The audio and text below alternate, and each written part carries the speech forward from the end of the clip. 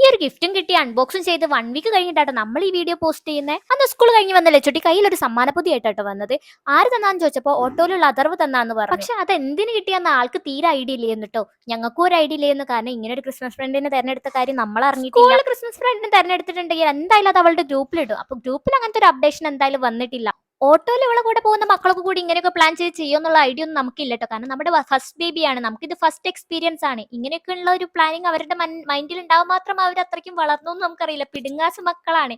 അങ്ങനെ ഞങ്ങൾ ഓട്ടോക്കാരനെ വിളിച്ചു നോക്കിട്ടോ. അപ്പോൾ ഓട്ടോക്കാരൻ പറഞ്ഞു അവർക്കാണെങ്കിൽ ഒരു ഐഡിയ ഇല്ലാന്ന്. കാരണം അവരായിട്ട് എന്തായാലും അങ്ങനെ ഒന്നും തെരഞ്ഞെടുത്തിട്ടില്ല. ഇനി മക്കളായിട്ട് തെരഞ്ഞെടുത്തിട്ടുണ്ടെങ്കിലേ ഉള്ളൂ എന്ന് ഞങ്ങളോട് പറഞ്ഞു കേട്ടോ. അടുത്ത ദിവസം ഓട്ടോ ഉള്ള പിടുങ്ങാസോട് ചോദിച്ചപ്പോഴാട്ടോ അവർ പറഞ്ഞത് അവരായിട്ട് ഇങ്ങനത്തെ ഒരു പ്ലാനിങ് ചെയ്തതാണ്, ഇങ്ങനെ ഗിഫ്റ്റ് എക്സ്ചേഞ്ച് കാര്യങ്ങളൊക്കെ വെച്ചതാണ്.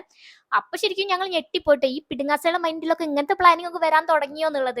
എന്തായാലും അവർക്ക് കിട്ടിയ ഗിഫ്റ്റ് അടിപൊളിയായിട്ടുണ്ട്. സ്കൂളിലേക്ക് വേണ്ടിയിട്ടുള്ള നെസസറി കാര്യങ്ങളാട്ടോ അവർക്ക് ഗിഫ്റ്റ് ആയിട്ട് കിട്ടിയത്.